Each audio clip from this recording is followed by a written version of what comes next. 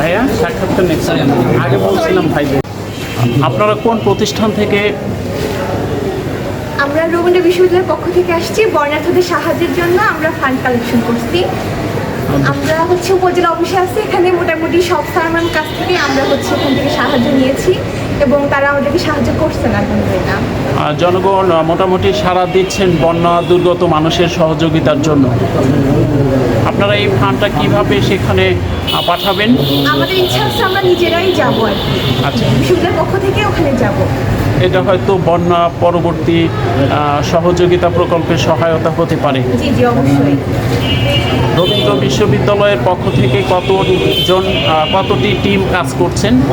বর্তমানে রবীন্দ্র বিশ্ববিদ্যালয়ে আমাদের 7টি টিম কাজ করতেছে। আমরা বিভিন্ন ভাগে বিভক্ত হয়ে আমাদের শাহজাদপুর বাজার, এনায়তপুর, বেলকুচি, তালগাছি, বালসাবাড়ি সহ বিভিন্ন সরকারি প্রতিষ্ঠান এবং আমাদের যে বিশ্ববিদ্যালয় ডিপার্টমেন্ট সেগুলো থেকে আমরা ত্রাণ কালেক্ট করতেছি এবং আমাদের আজকে গণকর্মসূচি দেওয়া হয়েছে এবং সেখানে আমাদের 4টি বুথ রয়েছে।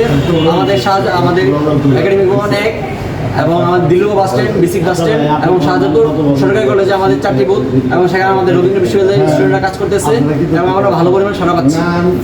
ধন্যবাদ আপনাদেরকে। আপু, আপনার নাম? আমার নাম মুসাম্মদ রুমা খাতুন। আপনি কোন শিক্ষা প্রতিষ্ঠানে আছেন? আমি আছি সিরাজ মডেল স্কুল, শাহজাদপুর, সিরাজগঞ্জ। আচ্ছা, আপনারা বন্যার্থদের সহযোগিতার জন্য হয়তো অনুদান সংগ্রহ করছেন, এই ব্যাপারে বলেন।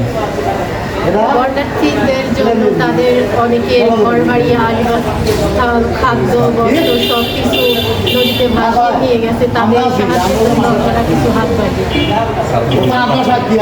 আপনারা শাহজাদপুরের সমগ্র ছাত্রছাত্রী মিলে কি একটি ফান্ড কালেক্ট করতেছেন নাকি আলাদা আলাদা করে? একটা ফান্ড কিন্তু আমরা বিভিন্ন গ্রুপে ভাগ হয়ে পুরো শাহজাদপুরের মধ্যে আছি। আচ্ছা আচ্ছা, এটা আপনারা পাঠাচ্ছেন কিভাবে পাঠাচ্ছেন? এটা আমরা সবাই একসঙ্গে নিয়ে তারপরে একটা ফান্ড আছে সেখানে আমরা জমা করবো এবং সেখান থেকে তাদের কাছে যাবো। ধন্যবাদ আপনাদেরকে। কীরকম সাড়া পাচ্ছেন? আলহামদুলিল্লাহ ভালো সাড়া পাচ্ছি। এরকম যেন হয়, আমরা যেন সবসময় মানুষের পাশে দাঁড়াই। ধন্যবাদ আপনাদের।